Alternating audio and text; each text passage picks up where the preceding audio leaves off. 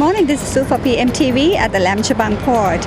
We are here for the official visit of the USS Abraham Lincoln. As you can see behind me, lots of sailors are disembarking to go into town. They're changing money and ready for the R&Rs. We're going to take you on board for a little tour with us, so come along.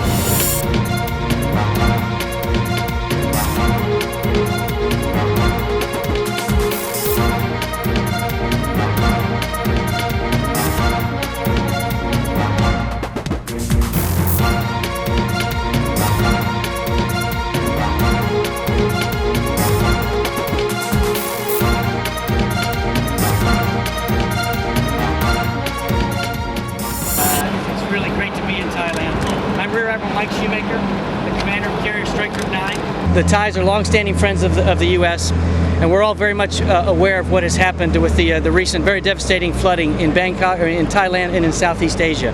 And the thoughts and prayers of us and the U.S. people go out to the Thai people, especially those who've been who have lost loved ones and are still in recovery stages from the floods. The Thai government and the military have done a tremendous job in the humanitarian relief efforts and ensuring the recovery and relief efforts to the Thai people. And I know that in the United States we still share the memories of Hurricane Katrina, and we know kind of what the Thai people are going through, and that the recovery process takes a very long time. So we're very much supportive of that. We're not here to participate directly in the relief operations, but we will be engaging in community service projects here in the local Laem Chabang Pattaya area, and are very much looking forward to working with the local Thai representatives. We've got some visiting some local schools. We're going to do a child development center. We'll participate at a home for the elderly and many other projects for opportunity for us to just give back to the local community here. So we're very much looking forward to that. We've also got a lot of MWR, morale, welfare, and recreation trips planned so that our sailors can go out, enjoy the local area, enjoy the sights and sounds of Bangkok, and really get a true appreciation for the culture of the Thai people and what a wonderful country this is. So we're very much looking forward to our visit over the next few days. Kapkun Mak Mak, and now I'd like to introduce the captain, the commanding officer of USS Abraham Lincoln, Captain John Alexander. Sawadee krap. We're absolutely glad to be in Pattaya. I tell you, I was talking to some people. I came to Thailand, to Pattaya Beach, the first time in 1985. The last time I was here was in 2006 with the 25th anniversary of Cobra Gold. And there is not a place better that the sailors love to come than Pattaya Beach, Thailand. You know, they get good value for their money. There's a lot to do.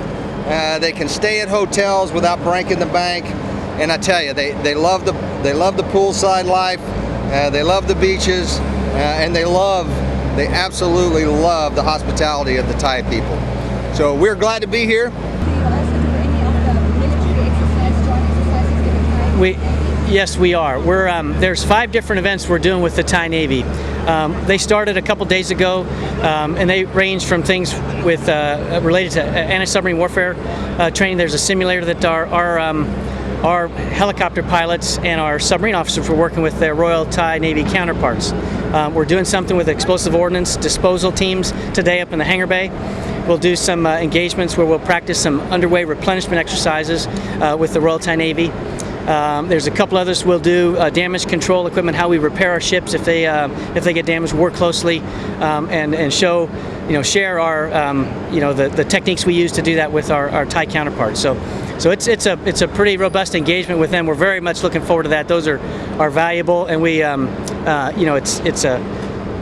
the captain said, we've been engaged in this part of the world for a long time, and it's important that we come regularly so that we can keep ensure we maintain those relationships with our Thai Navy and with our Thai Navy counterparts. Oh no, well, Lincoln was here, back in 2006? Yeah, so we've done them before, and most of the carriers and the ships that visit will do similar type exercises. So we're hoping to just kind of keep building on those. So as we work together, both of our skills and our understanding of each other's capabilities and capacity improve. What is the strongest point of the USS Abraham It's this guy right here, the captain. Our people. Our people. Has nothing to do with me. You know, we have great sailors. They work hard. They enjoy what they do. They're very patriotic, and so we're very proud of everything that they contribute to what we do.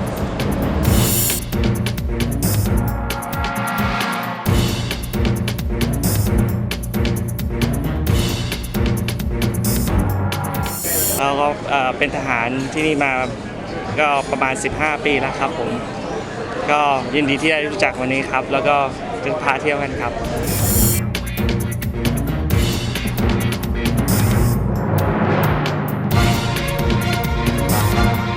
Right now you're standing in the Hangar Bay. We'll come down here later on so you can take more photos and go to the ship's door. But the Hangar Bay, as you can tell, has many purposes. One of them, it serves as kind of the garage where we park our aircraft. Because the ship comes on with roughly about 70 to 80 aircraft depending on the squadrons. So they don't all fit on the flight deck, so we'll bring a lot of them down here, especially when they need to do work on them. This is where they fix them. A lot of times though, when we're underway, it serves as an area where people can work out, or sometimes we'll put a big screen up and they can show movies. Or we were on this ship for Christmas and for New Year's. So right here in this Hangar Bay right here is where we had a Christmas celebration and a New Year's party. So it serves many different purposes. We're going to take you up to the captain's bridge where they drive the ship. The ship is about 20 floors altogether, the height of the ship. It's about 10 floors under the water and 10 floors above. So we are going up to the 09 floor. Follow me. This is where they drive the ship. You can see it's one of the best views because you can see almost all around us. Hi, my name is OS3 Landreth. This would be, like she said, the steering column where we steer the ship. We've got the lee helm and the helm. The helmsman is responsible to the OOD for steering the ship and for calling out orders such as speed changes and course changes, the direction that we're going. We have phones up here so that we can communicate with people down below. We also have a phone talker who stands just over here, who is an operations specialist, like myself. And we talk and make sure that everybody knows what's around us. Other boats, other ships, shipwrecks, anything that we see needs to be reported. The bosun's mates also have lookouts that are outside of the ship on this level and below, and they will report to us through sound-powered phones. These phones don't require batteries. You just press a button and talk into them, and they're plugged into circuits, and we can communicate with people here on the ship, and that way everybody knows what's going on and what's around us.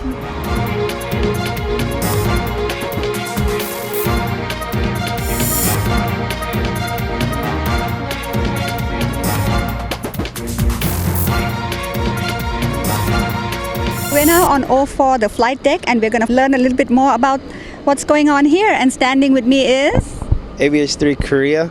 Okay, up in the flight deck, this is where we do all the operations of taking off and receiving all the aircrafts we have around us.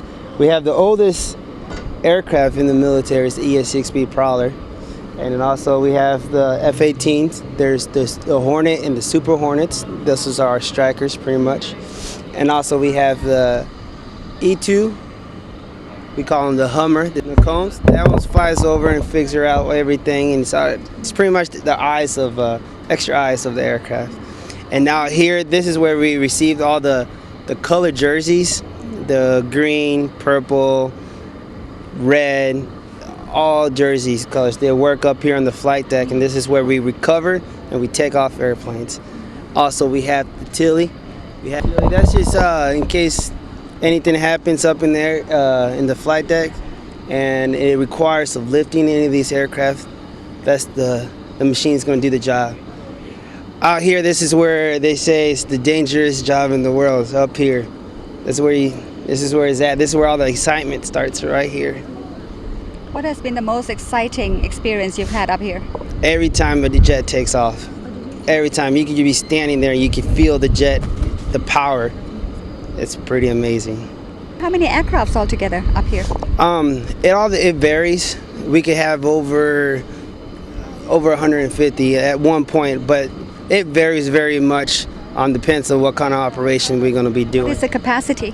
The capacity, easily over, I say, I don't know. I never been up here when it's actually been all stacked, but it could easily hold over 200 aircraft.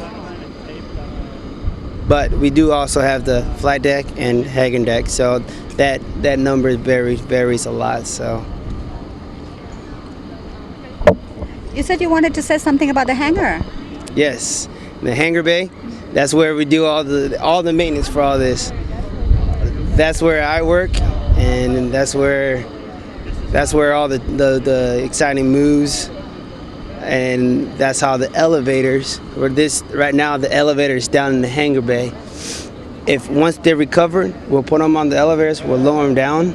Once we receive them down there, that's when we put them on the spots, and then we'll let the squadrons do the maintenance. Now, where are you from? Which part of the state? I am from St. Louis, Missouri. Actually, it's a little small town called Troy, Missouri. Okay. And how long have you been with the USS Abraham Lincoln? I've been stationed on USS Abraham Lincoln since 2008, And you enjoy every minute of it? and I enjoy every minute of it, of course. And you're ready to go into town for some relaxation? Yes, I'm ready to go into town and Skype my wife, which she's back at home right now. Hi.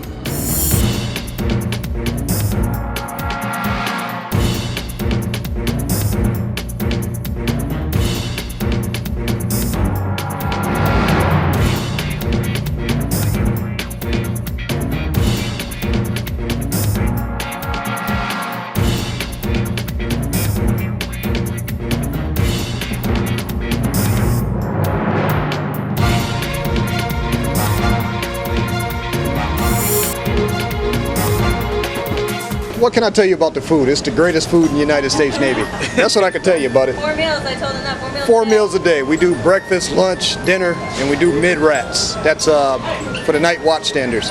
Our meals go about 3 hours per meal, and we send upward to 5,000 people through the line. This is the aft galley. This is the biggest of the galleys. So this is what we call starboard side. One line forms here and goes to the mess decks. Opposite side, same thing, port side. Forms and goes to the mess decks. And then when you go forward, she'll show you where the sailors get the drinks and sit down and have their seats. Do you get special meals for special occasions? We do special meals for special occasions. We do special meals for visiting dignitaries, and we also do special meals for the crew. We celebrate their birthday. We do theme meals. We celebrate, when I say theme meals, we celebrate Mexican-American history, African-American history, all the different, Asian Pacific, all the different. You say you do birthdays as well, so that's 5,500 birthdays. In a sense, it's 5,500 birthdays over the years. But 1 month, say this is the month of January, we celebrate everybody's birthday in January. Make a gigantic cake. We cut the cake, we serve them steak, we serve them lobster, what we call surf and turf. And that's basically how we do it all throughout the year. But what was lunch today? I didn't even go through the line. Lunch was, we had grilled chicken out, we had meatloaf. What's your favorite? What's my favorite? I'm a steak type of person. I love steak. That's my favorite. Steak and shrimp. We do everything by the highest sanitary standards possible. We keep food under the right temperatures, under the right conditions. Keep the place clean, spick and span. Food poisoning, never an issue. All of our food's inspected before it comes in by a company we call a prime vendor. 2 ways we get supplies. One, if we pull in a port, trucks come up and we load it on the ship. The other way is replenishment at sea, where another ship comes alongside and take the helicopters and vertically replenishes us. Or we can connect to them and they'll, what we call con-rep, they can send it over that way. But big picture is another ship's bringing it to us at sea. Worst comes to worst, get a fishing rod. Fishing boat, that's right. Start fishing and we'll catch it for everyone. Need a long, long line. A lot of times, if the ship ever has to take on, casualties or, with the earthquake or any kind of humanitarian assistance, disaster relief, our tables can convert into pretty much tables to put patients on.